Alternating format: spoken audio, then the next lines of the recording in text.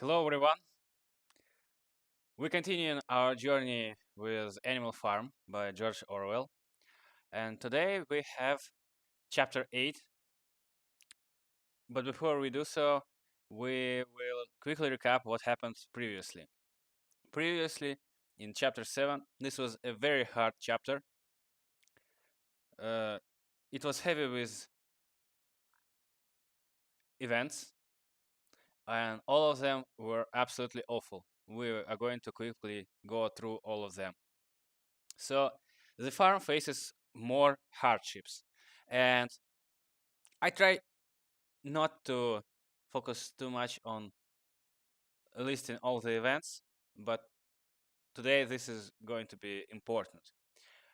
So in order to confront those hardships, to buy some more food that is short due to some inefficiencies that happened during the harvesting or previous jobs before the harvest, or even after the harvest was made. Uh, some inefficiencies caused food shortages, and Napoleon tries to strike a deal with humans to buy more grain in exchange uh, for eggs, and hence are absolutely not willing to make this sacrifice, and they show disobedience. Napoleon ruthlessly crushes this opposition, and once again, Snowball is blamed for all those misfortunes. Napoleon goes way farther than previously. He tries to rewrite history at all. He tries to say that Snowball not only betrayed Animal Farm at some point during the animals' rule, but even before that, even before the battle, even before the rebellion took place, Snowball was already working for people and for Mr. Jones. And not every animal is willing to accept that easy. Uh, Mainly because there were some eyewitnesses to everything that happened, and the most prominent of the eyewitnesses was Boxer. Yes, that Boxer that was not very literate, not very smart, but very diligent worker who really believed in the good of uh, Animal Farm, who really wanted to see the bright future to come to the farm, and who was willing to work very hard and make sacrifices. He also was one of the most prominent actors during the Battle of the Cowshed, and he saw that Snowball actually worked very, very hard for the victory that animals have taken. And he didn't accept this attempt to rewrite history lightly, which was noticed. And then something unthinkable took place. Napoleon starts the terror. Uh, and during this terror, he somehow forces other animals to confess uh, with their connections, alleged connections to Snowball. So, of course, that every misfortune that happened on the farm is tied to Snowball, according to Napoleon and his lackeys. And somehow, and this is not clear yet, but he manages to convince some animals to confess that, even though at some point, and rather soon. Uh, it is obvious that the price for such confession is going to be death. And this is what happened. A lot of animals from all different species, from different kinds, somehow, uh, as if it was presented as if they were, uh, as if voluntarily they confessed with their connections and were slaughtered by dogs that took the role of not only guard but now executioners. And this was absolutely horrifying scene. Uh, and this was the first time animals met unnatural death on the farm since humans left the farm. And this is very hard to wrap your head around it. And one of the most prominent things that happened is also that dogs tried to bring Boxer to an answer. And I absolutely do not understand what was the end game here, because Boxer, it wasn't looking like Boxer was to be easily manipulated into confessing something that he didn't do. Maybe author just skipped some parts, but yeah, the point still stands. I do not understand why animals confessed to what they did, what they actually did not do, but and some of them, well, all of those who confessed faced death for it, and other animals cannot believe what just happened.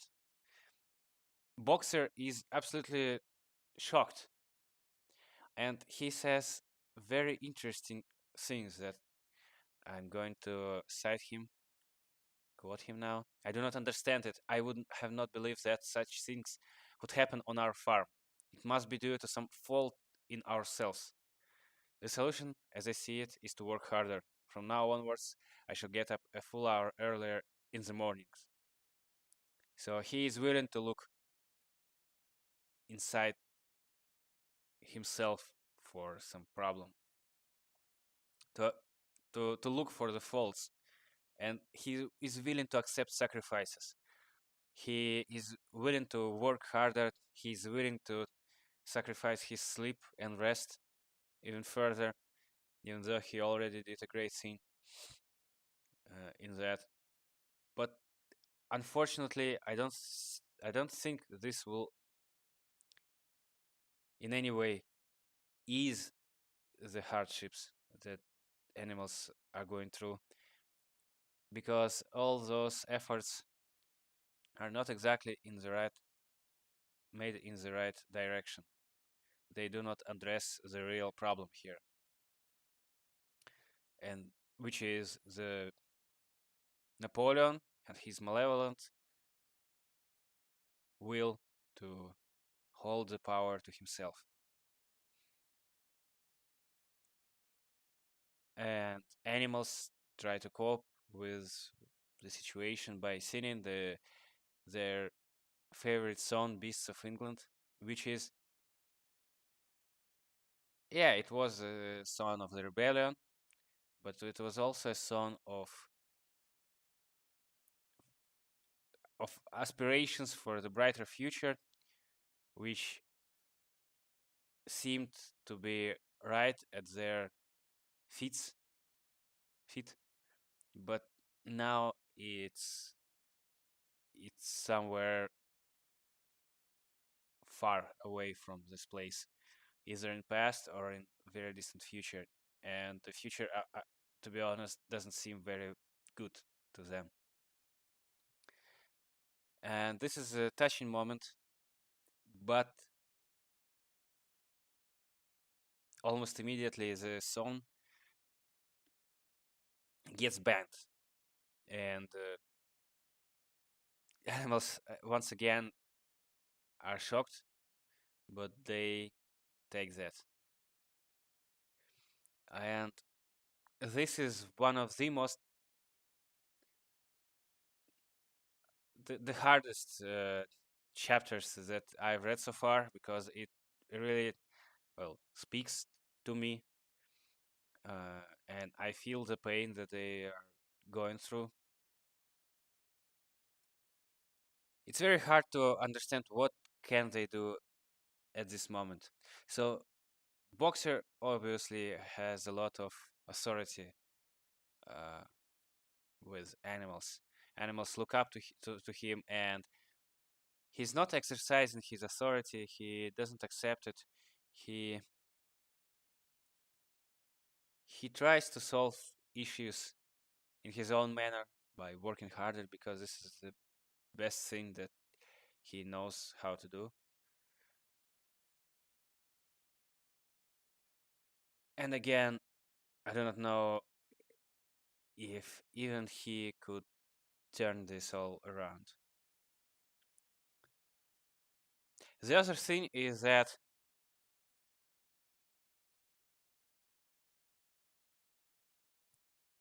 now and then there are some scenes that suggest that animals would be able to probably overpower all this malevolence, because Boxer managed to fight off 3 of the 9 dogs. So it's as if animals do stand a chance to fight against Napoleon and his dog guard, but I don't really understand how they would do that. All of them, most of them, are small animals who are literally stand no chance against the dogs. And well, I don't want to discuss the exact tactics and why the direct confrontation wouldn't work. I'd rather discuss a thing. I'd rather discuss the following. So, in order to confront the situation and turn things around, in order to bring down all this darkness that holds the farm with very firm grip, they must find some will to the brighter future, will to fight the darkness and malevolence as heavily as darkness and malevolence try to hold them back. And this is this has to be done voluntarily, I believe. I I feel disgust to those who try to force others to sacrifice themselves, because this is exactly what is asked of them, to sacrifice themselves for the greater good, and to do so is to be, well, I don't know how to say it, except for uh, to, to be perfect, to be perfect beings that are willing to see beyond their own life, their own comfort, to willing to accept the ultimate sacrifices that obviously some of them will have to make if they were to fight the tyranny. And you just cannot ask someone, or better yet, shame someone into being a perfect being. This feels absolutely wrong. This feels unnatural to ask for such things. But of course, this is exactly what could help the farm if there were someone or better yet, not someone, but many of them who would be willing to do so. So, yeah, the situation is very dire, and the more they postpone, the less fight they have in themselves because, well, those animals who were executed in chapter 7, they were the closest that they have to actually forming a resistance to or opposition to Napoleon's tyranny. And now they are gone, and who's left? Scared animals who survived the first wave of cleansing, but who knows if they would be able to do so in the second or any following waves. So yeah, the situation gets darker and darker by the moment, and with every passing day, probably the potential to oppose this malevolence is going to wane. And yep, it doesn't seem very optimistical from here now. Uh, so this was a very hard chapter to read through and to think about it. And with all that said, let's go to dive deep and go to chapter 8 and get some negativity a bit more. So, a few days later, when the terror caused by the executions has died down, some of the animals remembered, or thought they remembered, that the sixth commandment decreed, "No animal shall kill any other animal." And though no one cared to mention it in the hearing of the pigs or the dogs, it was felt that killings which had taken place did not square with this. Clover asked Benjamin to read her the sixth commandment, and when Benjamin, as usual, said that he refused to meddle in such matters, she fetched Muriel. Muriel read the commandment for her. It ran, "No animal shall kill any other animal without cause." Somehow or other, the last two words had slipped out of the animal's memory. But they saw now that the commandment had not been violated, for clearly there was good reason for killing the traitors who had leagued themselves with Snowball.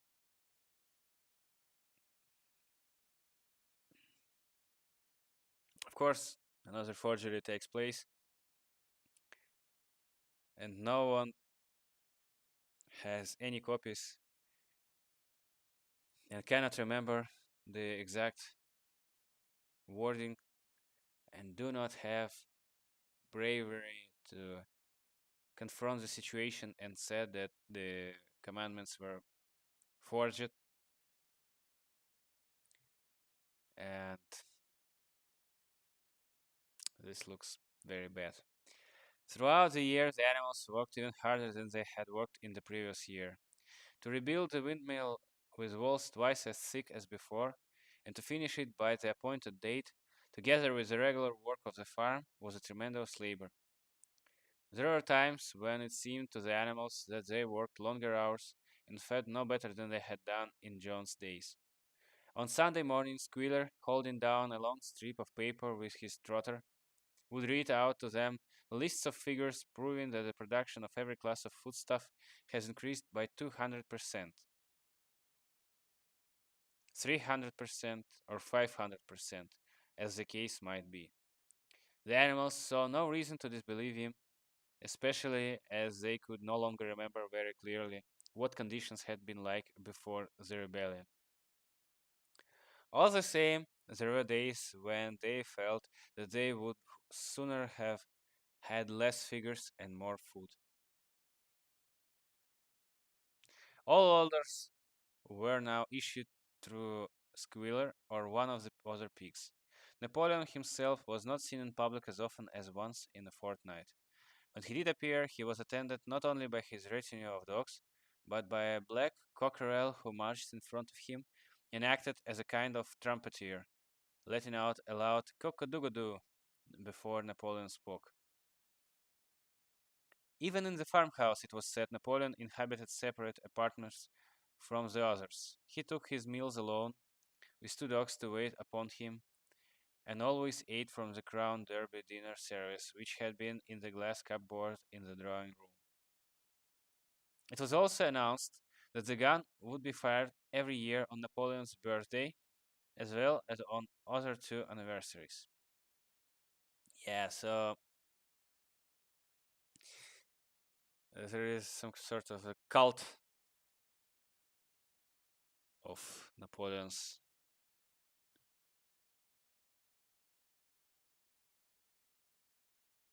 Yep. Napoleon was now never spoken of simply as Napoleon. He was always referred to in formal style as our leader, Comrade Napoleon, and these pigs liked to invent for him such titles as Father of all animals, Terror of mankind, Protector of the sheepfold, Dunklink's friend, and the like. In his speeches, Squealer would talk with the tears rolling down his cheeks of Napoleon's wisdom, the goodness of his heart, and the deep love he bore to all animals everywhere, even and especially the unhappy animals who still lived in ignorance and slavery of other farms. It had become usual to give Napoleon the credit for every successful achievement and every stroke of good fortune. You would often hear one hen remark to another, under the guidance of our leader, Comrade Napoleon, I have laid 5 eggs in 6 days. Our two cows enjoying a drink at the pool would exclaim, thanks to the leadership of Comrade Napoleon, how excellent this water tastes. The general feeling of the farm was well expressed in a poem entitled Comrade Napoleon, which is composed by Minimus and which ran as follows. Friend of fatherless, fountain of happiness, Lord of the swill bucket, oh, how my soul is on fire when I gaze at thy calm and commanding eye, like the sun in the sky, Comrade Napoleon. Thou art the giver of all that thy creatures love, full belly twice a day, clean straw to roll upon. Every beast, great or small, sleeps at peace in his stall. Thou watchest all over all, Comrade Napoleon. Had I a sucking pig, ere he had grown as big, even as a pine bottle or as a rolling pin, he should have learned to be faithful and true to thee. Yes, his first squeak should be Comrade Napoleon.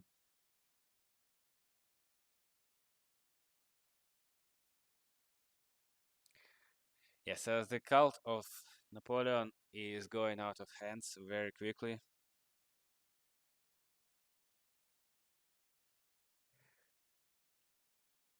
And this now is that other animals participate in that insanity.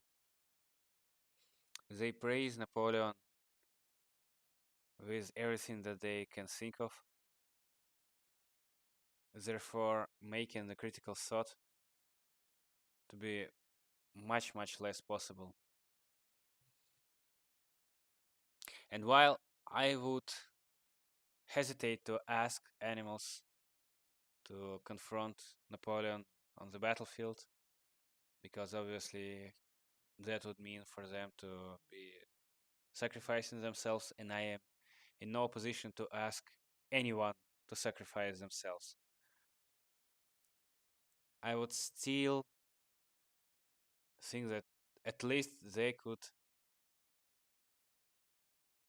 abstain from those praises and voluntarily working for the propaganda machine. Of course, those animals do not really understand the meaning of all this, and perhaps as it happens in many societies, they just look what their neighbors do and tell, and they actually try to mimic that because this is exactly what healthy society is doing. They trying to conform to each other's behaviors and to form somewhat similar pattern of behavior to be sort of predictable and trustworthy and reliable. But in all of that, which I would, well, at least now I would say that those are reasonable things. Uh, in the not healthy society, this would lead to only increasing the severity of the problems that they have. And well, this is what we see now. The poem that was made by Minimus is absolutely disgusting. It has very it is written in such a lackeish manner that I yep, well, I don't think that any commentaries here are necessary.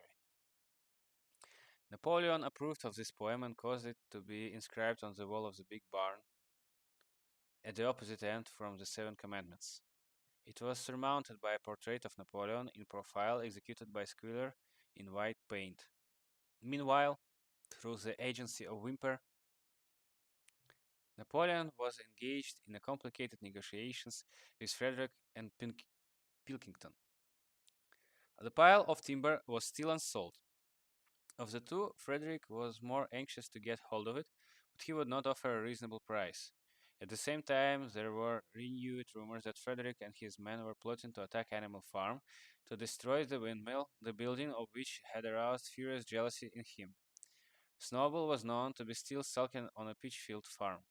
In the middle of the summer, the animals were alarmed to hear that three hens had come forward and confessed that, inspired by Snowball, they had entered into a plot to murder Napoleon. They were executed immediately, and fresh precautions for Napoleon's safety were taken.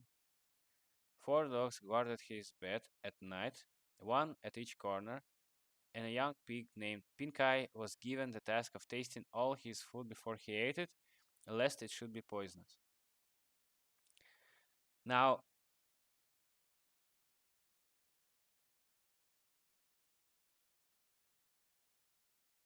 of course, Napoleon would have to grow paranoid. And of course, he would want to increase the guard. And I kinda can understand why young pig, such as Pinkai, would have taken the job, because probably all pigs should understand that, well, Snowball really is out of the picture, because he is. And Napoleon himself, better as anybody else, should understand that that Snowball is a no threat.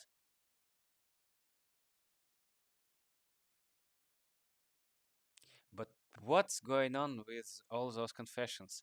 This was the blast in the chapter 7, and I didn't understood why the things that happened there happened exactly this way.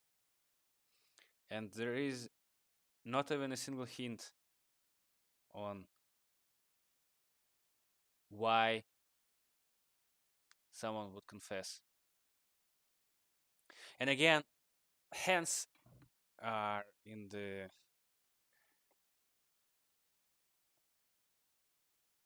again hence confess the things that they conspired against Napoleon.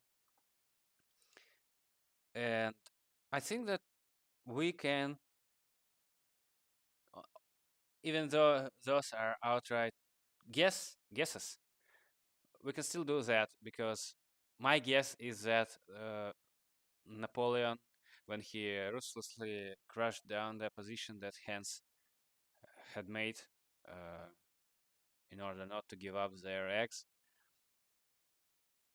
he showed that he is willing to, well, starve them to death, and somehow probably he has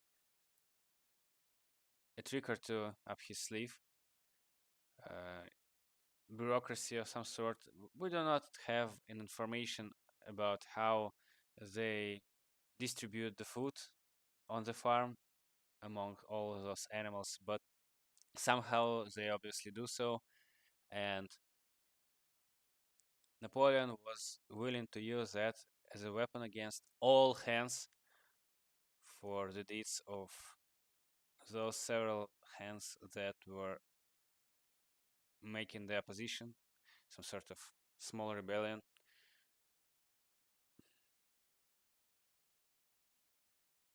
And so I more and more willing to believe in my previous guess that somehow Napoleon coerced them to confess, and animals, even though they knew that they would have to die, probably they would have to die alone and not with all the rest of the kind.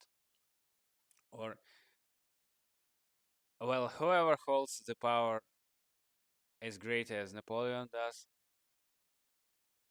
those can really make the life into hell, and not for only those who are going to be sacrificed, but for everyone who surrounds them, their whole species. And probably this is how he forces them to confess. And this is hard stuff. At about the same time, it was given out that Napoleon had arranged to sell the pile of timber to Mr. Pilkington. He was also going to enter into a regular agreement for the exchange of certain products between Animal Farm and Foxwood. The relations between Napoleon and Pilkington, though they were only conducted through whimper, were now almost friendly. The animals distrusted Pilkington as a human being, but greatly preferred him to Frederick, whom they both feared and hated. As the summer wore on, and the windmill neared completion, the rumors of an impending treacherous attack grew stronger and stronger. Frederick, it was said, intended to bring against them 20 men, all armed with guns, and he had already bribed the magistrates and police, so that if he could once get hold of the title deeds of Animal Farm, they would ask no questions. Moreover, terrible stories were leaking out of the pitch field about the cruelties that Frederick practiced upon his animals. He had flogged an old horse to death. He starved his cows. He had killed a dog by throwing it into the furnace. He amused himself in the evenings by making cocks fight with the splinters of razor blade tied to their spurs. The animals' blood boiled with rage when they heard of these things being done to their comrades, and sometimes they clamored to be allowed to go out in a body and attack Pinchfield Farm, drive out the humans, and set the animals free. But Squealer counseled them to avoid rash actions, and trust in Comrade Napoleon's strategy. Nevertheless, feeling against Frederick continued to run high. One Sunday morning, Napoleon appeared in the barn and explained that he had never at any time contemplated selling the pile of timber to Frederick.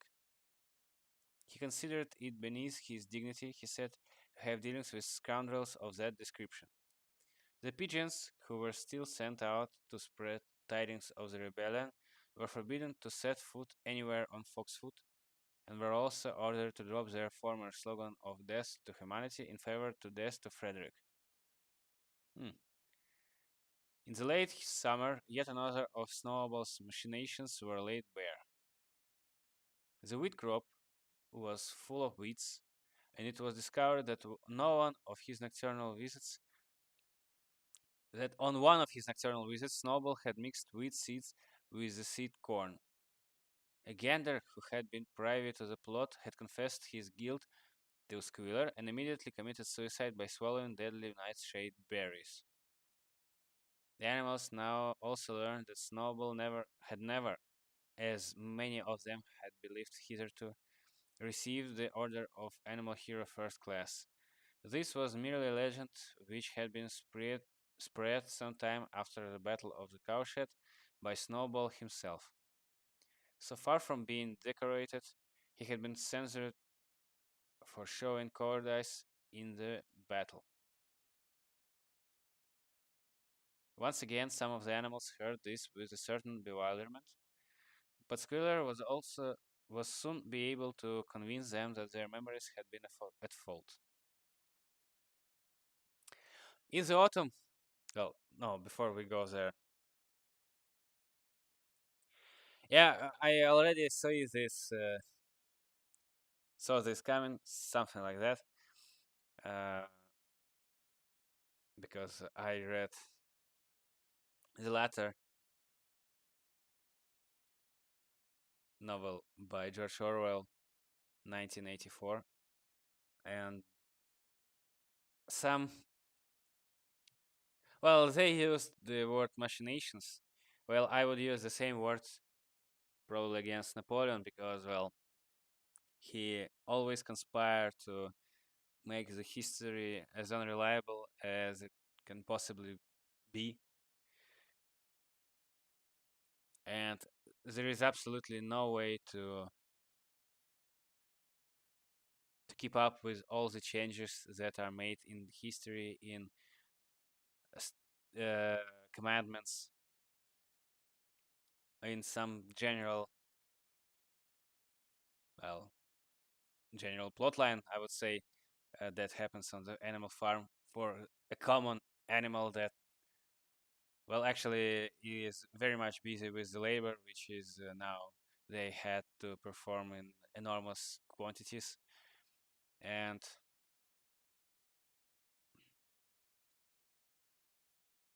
one of my favorite lines from 1984 was when they,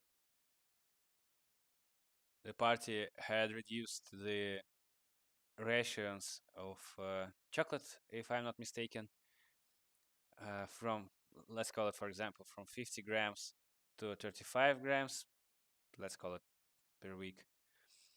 And the next day, when it was announced as the party was able to increase chocolate rations to 35 grams.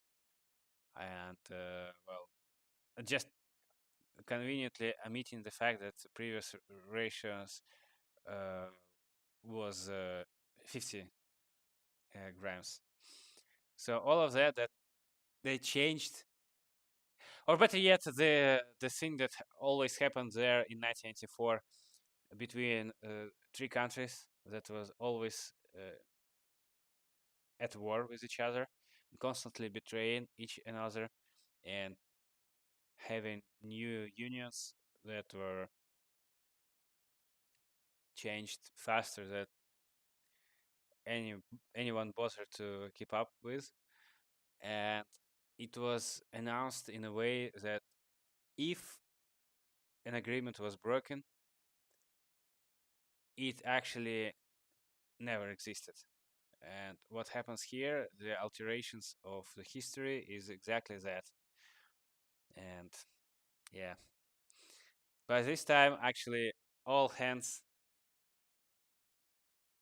are forced to be down, and it seems hopeless and as if nothing can be done. So you could probably guess that by the tone of my voice, because uh, well, I'm really not happy with what's happening here. In the autumn, by a tremendous, exhausting effort, for the harvest had to be gathered at almost the same time, the windmill was finished. The machinery had still to be installed, and Wimper was negotiating the purchase of it, but the structure was completed. In the teeth of every difficulty, in spite of inexperience, of primitive implements of bad luck, and of Snowball's treachery, the work had been finished punctually to the very day. Tired out, but proud, the animals walked round and round their masterpiece, which appeared even more beautiful in their eyes than when it had been built the first time. Moreover, the walls were twice as thick as before. Nothing short of explosive would leave them low this time. And when they thought of how they had labored, what discouragement they had overcome, and the enormous difference that would be made in their lives when the sails were turning and the dynamos running, When they thought of all of this, their tiredness forsook them, and they gamboled round and round the windmill, uttering cries of triumph. Napoleon himself, attended by his dogs and his cockerel, came down to inspect the completed work. He personally congratulated the animals on their achievement and announced that the meal would be named Napoleon Meal. Obviously. 2 days later, the animals were called together for a special meeting in the barn. They were struck dumb with surprise when Napoleon announced that he had sold the pile of timber to Frederick. Tomorrow, Frederick's wagon would arrive and begin carting it away.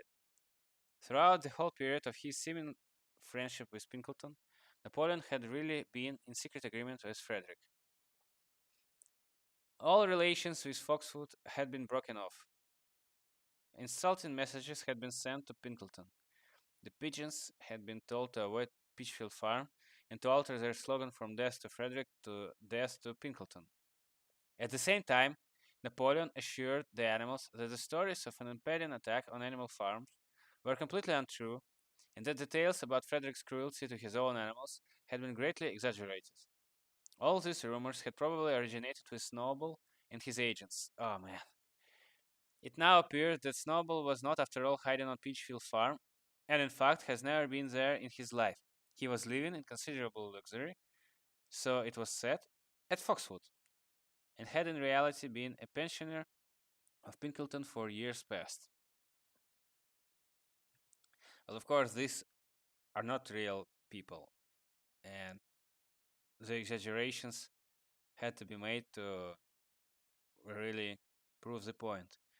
Unfortunately, this seems this hits very close to the home, and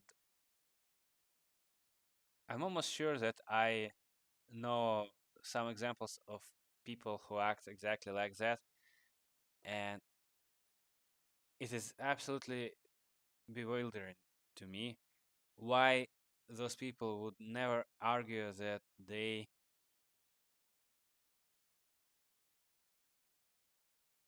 even for no good reason changed their mind. No, they have to rewrite the history and argue that it was their idea from the beginning. And this is infuriating, and it's so hard to read.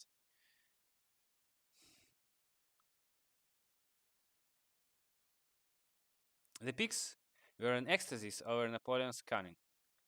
By seeming to be friendly with Pinkelton, he had forced Frederick to raise his price by 12 pounds. But the superior quality of Napoleon's mind, said Squealer, was shown in the fact that he trusted nobody, not even Frederick. Frederick had wanted to pay for the timber with something called a check, which, it seemed, was a piece of paper with a promise to pay written upon it.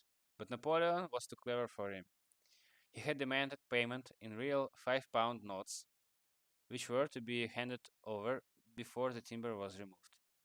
Already Frederick had paid up, and the sum he has paid was just enough to buy the machinery for the windmill. Meanwhile, the timber was being carted away at high speed. When it was all gone, another special meeting was held in the barn for the animals to inspect Frederick's bank notes. Smiling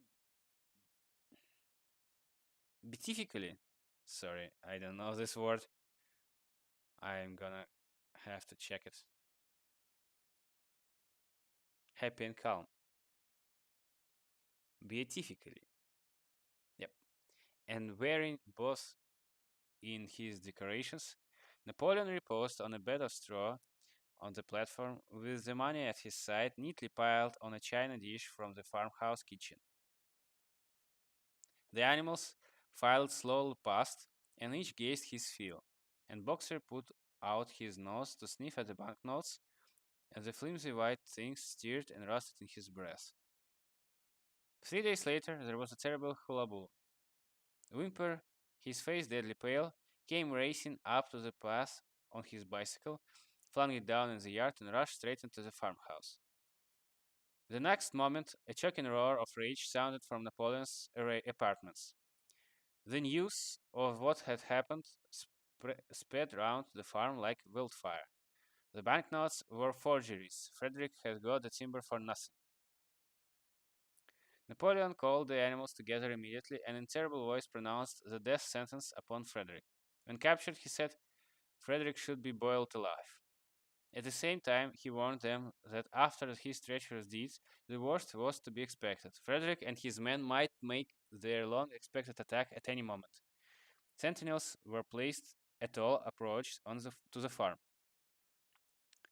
In addition, 4 pigeons were sent to Foxwood with a conciliatory message, which it was hoped might re-establish good relations with Pinkleton. So the foreign, let's call it, policies are a complete mess, and absolutely I do not know what to believe. I wouldn't trust neither Wimper nor especially not Napoleon.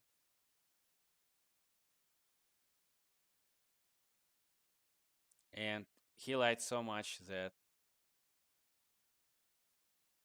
it is unclear for me if this is not another type of game that he plays with the farm, blaming that all the banknotes were forgeries. But actually, if they were not forgeries and he just took it for himself for his needs and not to buy the machinery. The very next morning, the attack came. The animals were at breakfast when the lookouts came racing in with the news that Frederick and his followers had already came through a 5-barred gate. Boldly enough, the animals sallied forth to meet them. But this time they did not have that easy victory that they had had in the Battle of Cowshed.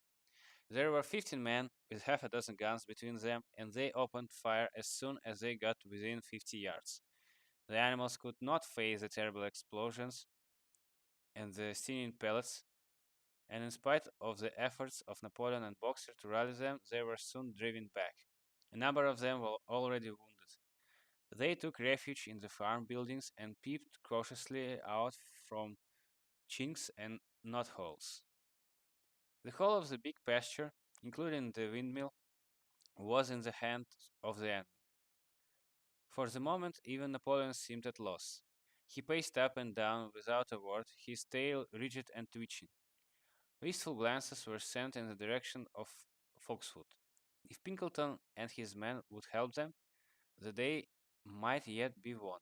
But at the moment, the 4 pigeons who had been sent out the day before returned, one of them bearing a scrap of paper from Pinkleton. On it was penciled the words, "Serves you right." Meanwhile, Frederick and his men had halted about the windmill. The animals watched them, and a murmur of dismay went round. 2 of the men had produced a crowbar and a sledgehammer. They were going to knock the windmill down. "Impossible!" cried Napoleon. "We have built the walls far too thick for that. They could not knock it down in a week. Courage, comrades!" But Benjamin was watching the movement of the men intently. The 2 with the hammer and the crowbar were drilling a hole near the base of the windmill. Slowly, and with an air almost of amusement, Benjamin nodded his long muzzle. "I thought so," he said.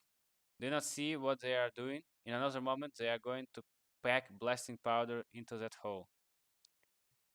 Terrified, the animals waited. It was impossible now to venture out of the shelter of the buildings. After a few minutes, the men were seen to be running in all directions. Then there was a deafening roar, the pigeons swirled into the air, and all the animals except Napoleon flung themselves flat on their bellies and hid their faces. When they got up again, a huge cloud of black smoke was hanging where the windmill had been. Slowly the breeze drifted it away. The windmill had ceased to exist. At this sight, the animals' courage returned to them. The fear and despair that they had felt a moment earlier were drowned in their rage against the vile, contemptible act. A mighty cry for vengeance went up, and without waiting for further orders, they charged forth in a body and made straight for the enemy. This time they did not heed the cruel pellets that swept over them like hail. It was a savage, bitter battle. The men fired again and again, and when the animals got to close quarters, lashed out with their sticks and their heavy boots. A cow, 3 sheep, and 2 geese were killed. and nearly everyone was wounded. Even Napoleon, who was directing operations from the rear, had the tip of his tail chipped by a pellet. But the men did not go unscathed either. Three of them had their heads broken by the blows from boxers' hoofs. Another was gored in the belly by a cow's horn. Another had his trouser nearly torn off by Jesse and Bluebell. And when the 9 dogs of Napoleon's own bodyguard, whom he had instructed to make a detour under cover of the hedge, suddenly appeared on the man's flank, Bain furiously panic overtook them. They saw that they were in danger of being surrounded. Frederick shouted to his men to get out while the going was good, and the next moment the cowardly enemy was running for dear life. The animals chased them right down to the bottom of the field and got in some last kicks at them as they forced their way through the thorn hedge. Oh, this sucks. This is really hard to read for me. It's well, probably because I have a vivid imagination, and this reminds me a lot of what actually some well parts of the history, well, such things happened, and if they didn't happen literally the way it was happening here, well, some of it happened so many times that, well,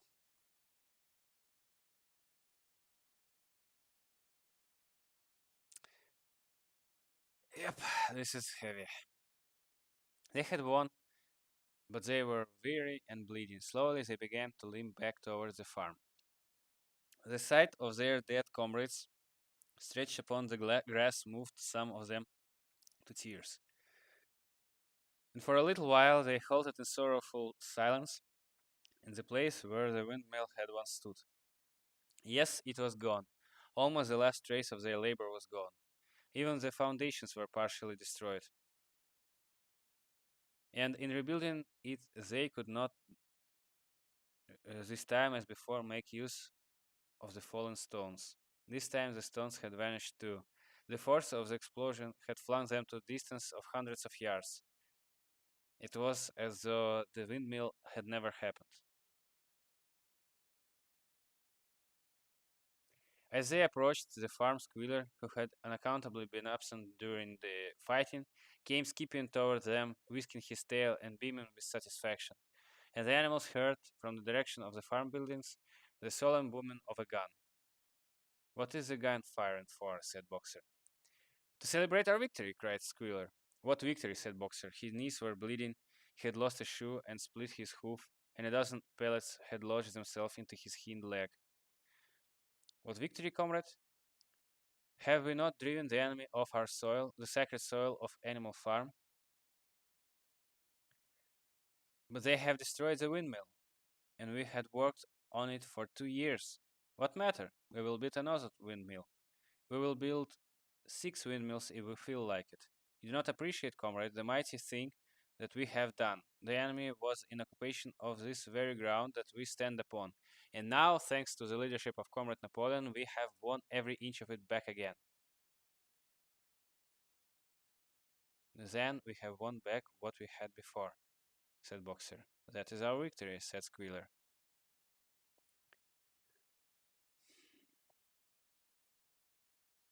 They limped into the yard. The pellets under the skin of Boxer's legs smarted painfully.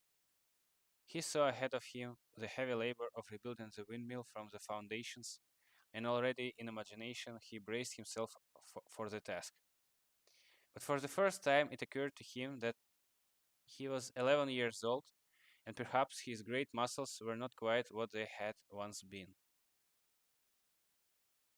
But when the animals saw the green flag flying and heard the gun firing again, 7 times it was fired in all, and heard the speech that Napoleon made, congratulating them on their conduct, it did seem to them that after all that they had won a great victory. The animals slain in the battle were given a solemn funeral. Boxer and Clover pulled the wagon which served as a hearse, and Napoleon himself walked at the head of the procession. 2 whole days were given over to the celebrations. There were songs, speeches, and more firing of the gun, and a special gift of an apple was bestowed on every animal, with 2 ounces of corn for each bird and 3 biscuits for each dog. It was announced that the battle would have called the Battle of the Windmill, and that Napoleon had created a new decoration, the Order of the Green Banner, which he had conferred upon himself. In the general rejoicing, the unfortunate affair of the banknotes was forgotten. It was a few days later than this that the pigs came upon a case of whiskey in the cellars of the farmhouse. It had been overlooked at the time when the house was occupied. The night before that night, there came from the farmhouse the sound of loud singing, in which, to everyone's surprise, the strains of Beasts of England were mixed up. At about 9:30, Napoleon, wearing an old bowler hat of Mr. Jones, was distinctly seen to emerge from the back door, gallop rapidly around the yard, and disappear indoors again. But in the morning, a deep silence hung over the farmhouse. Not a pig appeared to be stirring. It was nearly 9 o'clock when Squealer made his appearance, walking slowly and dejectedly, his eyes dull, his tail hanging limply behind him, and with every appearance of being seriously ill. He called the animals together and told them that he had a terrible piece of news to impart. Comrade Napoleon was dying. A cry of lamentation went up. Straw was laid down outside the doors of the farmhouse, and the animals walked on tiptoe. With tears in their eyes, they asked one another what they should do if their leader were taken away from them. A rumor went round that Snowball had, after all, contrived to introduce poison in Napoleon's food. At 11 o'clock, Squealer came out to make another announcement. At his last act upon earth, Comrade Napoleon had pronounced a solemn decree. The drinking of alcohol was to be punished by death. Well, obviously, he was having the. This is. I know that this is a political satire, and this is a beast table, and this is not an actual documentary, but I really have hard time distinguishing what I'm reading right now from the real uh, history, because, well, all of that, even in such absurdity, is taken from, at least was inspired from the real events of absolute bullshit that happens over and over in the tyrannies like the one that is described. And, well, make no mistake, such tyrannies do exist, even though the rulers are not pigs called Napoleons. They're something else. It's supposed to be read as if some humorous note thing, but I have hard time doing so because I'm still trying to process what was described before that. The whole chapter is even a bigger destroyer than the previous one. By the evening, however, Napoleon appeared to be somewhat better, and the following morning Squealer was able to tell them that he was well on the way to recovery. By the evening of that day, Napoleon was back at his work, and on the next day it was learned that he had instructed Whymper to purchase in Wellington some booklets on brewing and distilling. Ah, no. A week later, Napoleon gave orders that the small paddock beyond the orchard, which it had previously been intended to set aside as a grazing ground for animals who were past work, was to be plowed up. It was given out that the pasture was exhausted and needed reseeding, but it soon became known that Napoleon intended to sow it with barley. About this time, there occurred a strange incident which hardly anyone was able to understand. One night, at about 12 o'clock, there was a loud crash in the yard, and the animals rushed out of their stalls. It was a moonlight night. At the foot of the end of wall of the big barn, where the 7 commandments were written, there lay a ladder broken in 2 pieces. Squealer, temporarily stunned, was sprawling beside it, and near at hand there lay a lantern, a paintbrush, and an overturned pot of white paint. The dogs immediately made a ring around Squealer and escorted him back to the farmhouse as soon as he was able to walk. None of the animals could form any idea as to what this meant, except old Benjamin, who nodded his muzzle with a knowing air and seemed to understand but would say nothing. But a few days later, Muriel, reading over the Seven Commandments to herself, noticed that there was yet another of them which the animals had remembered wrong.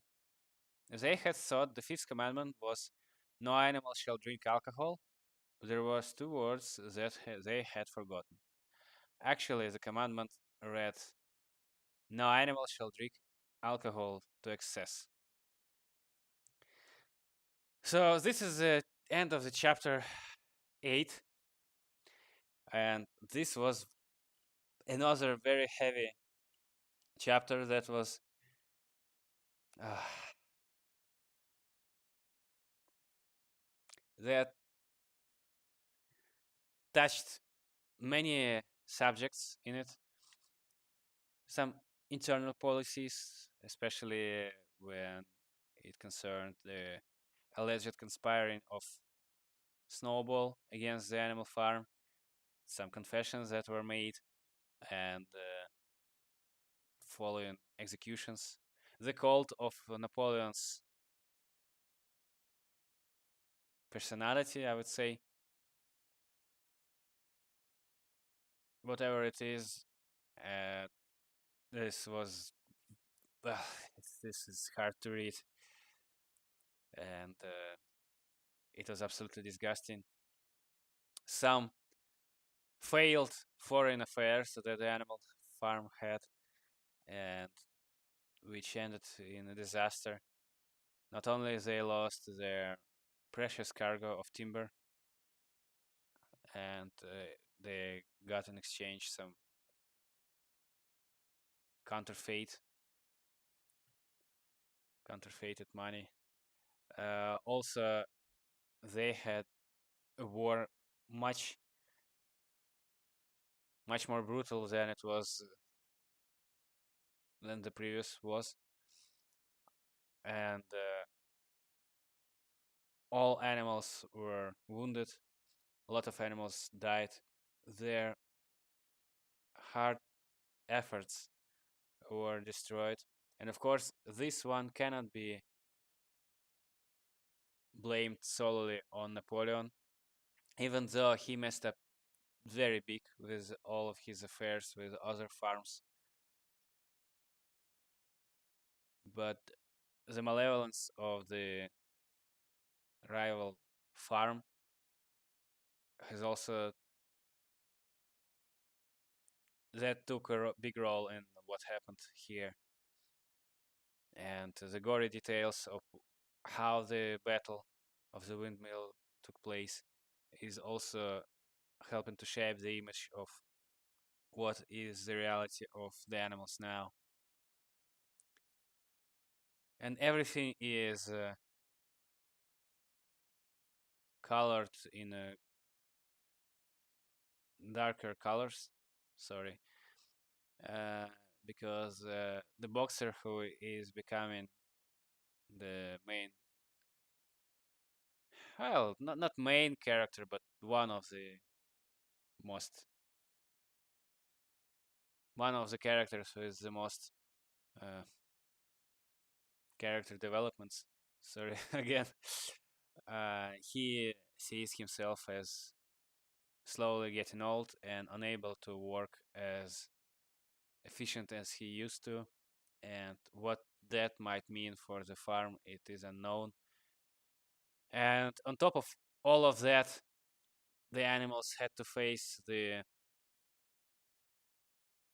new forming of the drinking habits of pigs, who actually decided to add new labor to the farm and to, well, obviously make the alcohol themselves, to not to rely on other supplies. And yeah, it's it's heavy stuff. It's heavy in its absurdity, and it's ended with the event when Squealer was caught in the act of trying to forge another, well, not trying, but successfully forging another commandment. So nothing is set in stone, no rule set in stone, no unalterable commandment is actually going to stay that way for very long. And we'll see what of the commandments would survive at the end of the chapter, if any would. So, just as before, I would have to say that this is a lot of to process, and well, we are going to spend a little bit more time with the chapter 8, the next stream. And right now, well, I guess I hate to end the stream on such sad note because, well, this read is not very cheerful and optimistic. And believe me, this is, well, you would be able to understand why, because the material is very well written and is, well, not very optimistic, to be honest. But the author tries to describe exactly that situation to warn about that, so we have to take it as it is. So right now, I would thank you for watching, and I'll see you next time.